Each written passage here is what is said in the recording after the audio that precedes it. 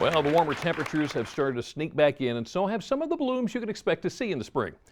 But along with those smell-stimulating items comes the seasonal and year-round hay fever and other upper respiratory allergies that keeps more than 60 million people indoors. Thing is, those allergy symptoms not only make people feel miserable, it also makes them miss out on a very important part of spring, the scents. So here to tell us why smell is so important for your brain is Neil Pasricha, an allergy sufferer and author of the book of Awesome, and smell expert Dr. Charles J. Wysocki. Gentlemen, thanks for joining us today.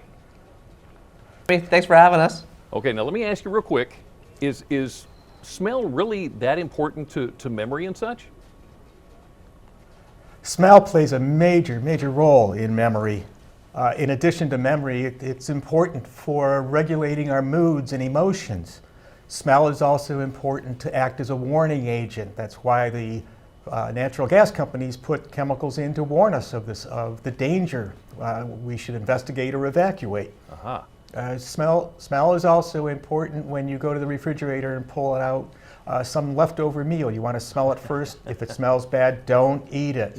But smell is also important in social situations among people, to the point where some individuals rely upon the sense of smell and try to match the body odor to their perfect potential mate to ultimately marry that individual. Okay, well let me ask you this. It's something I didn't know. Is it true we can detect up to 1 trillion different smells?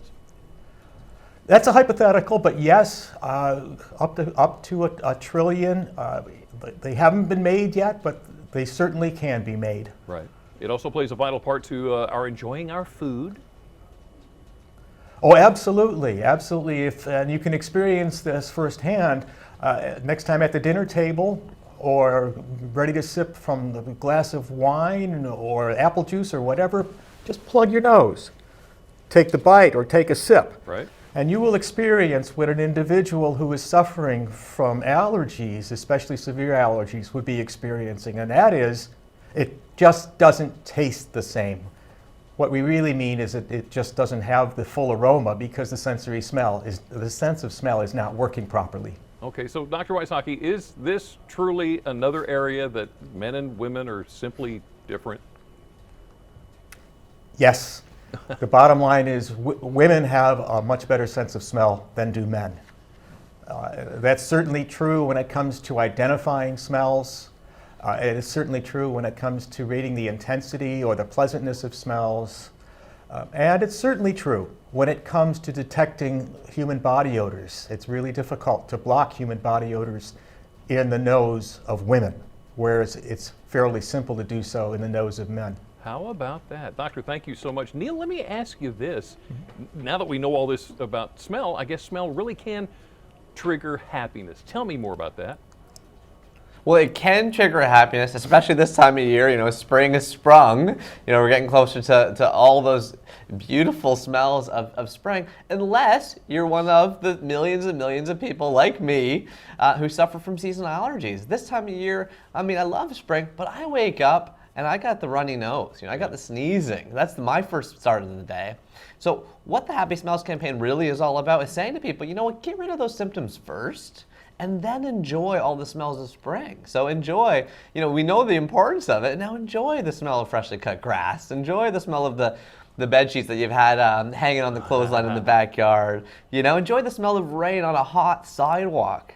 Enjoy those and talk about them. Okay, so how do you manage your symptoms?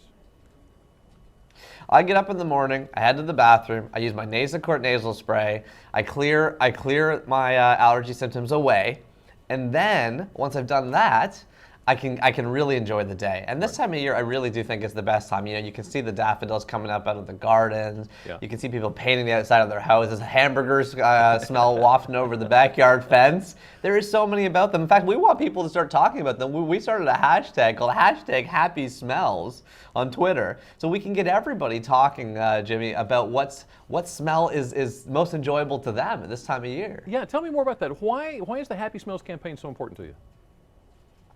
Sure. Well, it's important because Smell is super important. We just heard about why, but millions of us can't smell because of these allergy symptoms. It's blocking our enjoyment. Life is about enjoyment and appreciating these simple pleasures, but unless we handle our allergy symptoms, you can't.